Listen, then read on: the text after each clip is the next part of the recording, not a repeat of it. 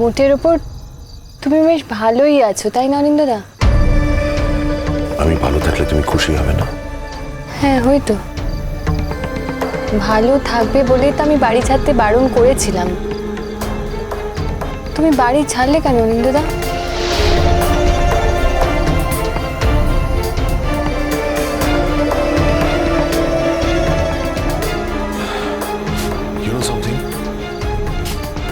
এই যে অসুস্থ হলাম না, এরপর আমার না কিরকম মনে হচ্ছে আমার জীবনটা দুটো ভাগে ভাগ হয়ে গেছে। Can feel it. কিরকম?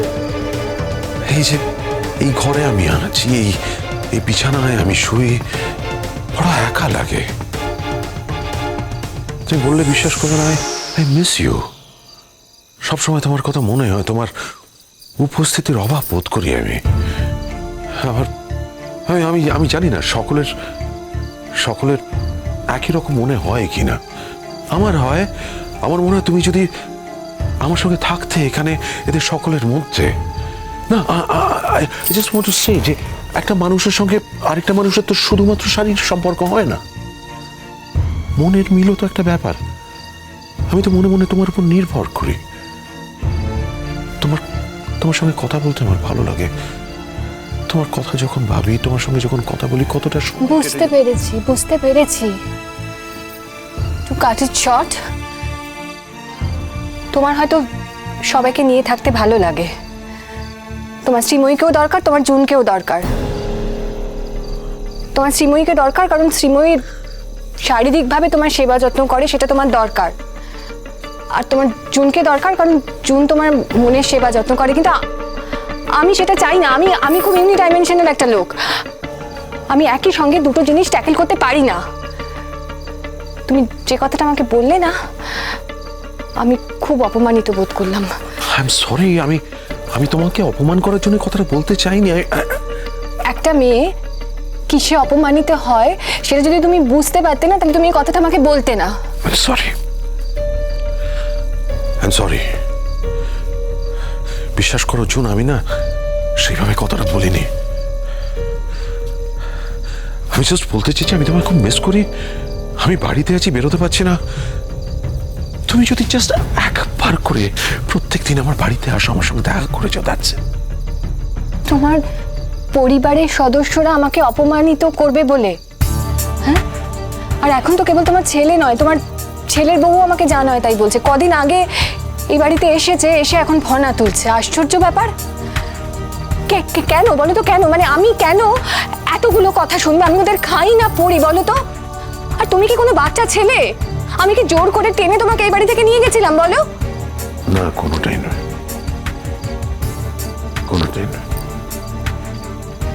অঙ্কিতা তো তোমার সঙ্গে এভাবে কথা বলার কথাই নয়। ও যে বিহেভিয়ারটা তোমার সঙ্গে করেছে, আই টক টু হার। আমি ওকে বকে দেবো। প্লিজ একটু চল। আমার জন্য তোমাকে কারোর সাথে কোনো অশান্তি করতে হবে না। আর অঙ্কিতা আমি কোনো নম্বরই দিই না। ও আমার কি বিচার করবে? ও একটা আত্মসর্বস্ব চূড়ান্ত স্বার্থপর মেয়ে। আর ও কে? ও একটা ডাক্তার। ওরকম লাখো লাখো ডাক্তার আছে। ইনফ্যাক্ট আমি তো ওকে কোনোদিনও ডাক্তারি করতেই দেখলাম না। ও খালি নিজেকে নিয়ে ভাবে, ও কি ডায়েট করবে, ও শরীর কি করে ঠিক থাকবে, তার বাইরেও কিছু ভাবতে পারে? ও আমাকে কি বললো না বললো আমার কিচ্ছু এসে যায় না। ইনফ্যাক্ট আমার তো মনে হয় ও অনিরুদ্ধকে ভালোবাসে না। মানে ও অ্যাকচুয়ালি নিজেকে ছাড়া কাউকে ভালোবাসতেই পারে না। তুমি যখন বলছো তখন নিশ্চয়ই কথাটা ঠিকই হবে। তোমার কথার মধ্যে একটা সারবত্তা আছে। আমি তোমার কথাকে যথেষ্ট দাম দিই। আমিও না বুঝতে পারছি না জাম্বু কেন এই ব্যাপারটা বুঝতে পারলো না। অঙ্কিতা যে এমন একটা মেয়ে, সে কিছুতেই ওকে ভালোবাসতে পারবে না।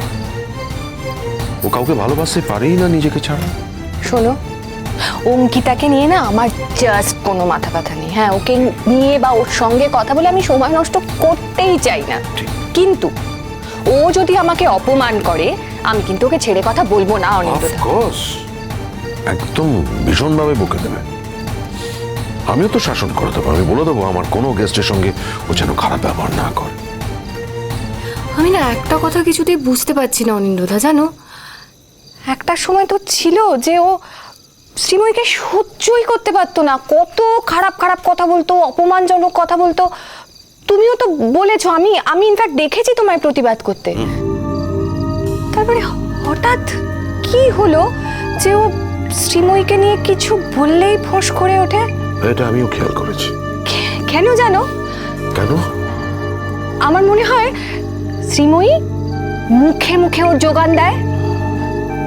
আসলে শ্রীময়ী তো জানে না যে ও আর কিচ্ছু জানে না, ওর আর কিচ্ছু নেই। ও যেটুকু পারে, যেটা পারে সেটা দিয়ে সবার মন জয় করার চেষ্টা করে। আসলে অঙ্কিতাকেও ওরকম ভাবে তেল মেরে মেরে খাবার যোগান দিয়ে হাত করার চেষ্টা করেছে, এটাও বুঝতে পারছে না। জুন,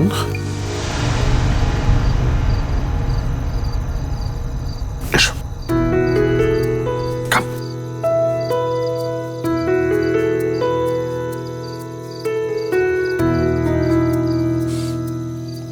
আমাদের নিজেদের কথা হবে না জুন? আমাদের কোনো কথা বাকি আছে অনিন্দদা? অনেক কিছু বাকি আছে। আমার সব স্বপ্ন ভেঙে গেছে অনিন্দদা। তার মানে? তোমাকে নিয়ে না আমি অনেক স্বপ্ন দেখেছিলাম জানো। মানে তুমি আমায় দেখিয়েছিলে। আমি অ্যাকচুয়ালি ভেবেছিলাম যে আবার নতুন করে সবকিছু গুছিয়ে নিয়ে জীবনটাকে শুরু করব, কিন্তু সেই স্বপ্নগুলো আমার ভেঙে গেছে অনিন্দদা। কে বলেছে?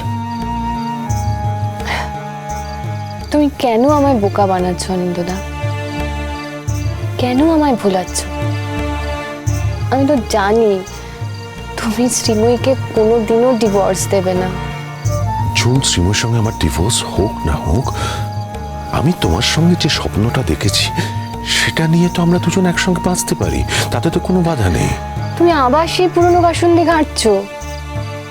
মানে তুমি শ্রীময়ীকে ডিভোর্স দেবে না, অথচ তুমি আমার সঙ্গে থাকবে। আমার কোনো ফ্যামিলি নেই, আমার কোনো স্ট্যাটাস নেই, আমাকে সমাজের লোক নিচু নজরে দেখবে, তুমি কি সেটাই চাও? আচ্ছা অনিন্দদা, তোমার বউকে যদি সবাই এই নজরে দেখতো, এইভাবে দেখতো, তুমি মেনে নিতে?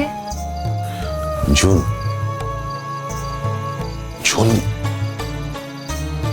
প্লিজ আমার মনের কথাটা একটু বোঝার চেষ্টা করো।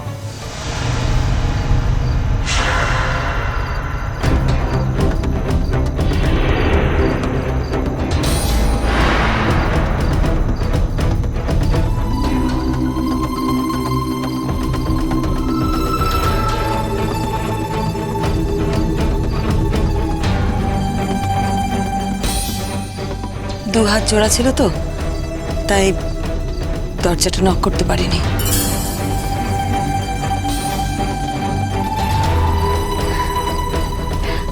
কারুর ঘরে ঢুকতে গেলে যে নক করে ঢুকতে হয়, সেই সৌজন্যটা তুমি জানো না, না শ্রীময়ী?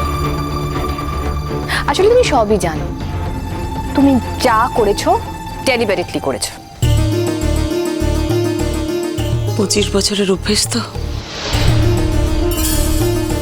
25 বছর ধরে এই ঘরটাকে নিজের ঘর ভেবে এসেছি। আজ এটা কারো ঘর ভাবতে ভুলে গেছি। সরি জুন, আমার ভাবা উচিত ছিল।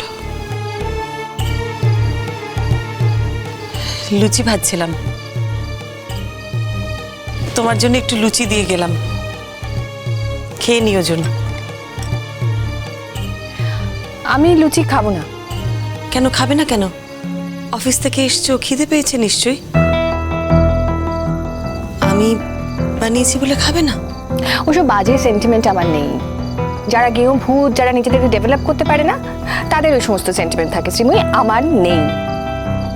সেই জন্যই তো বলছি, না খেয়ে এরকম একটা ধারণা কাউকে করতে দিও না জুন।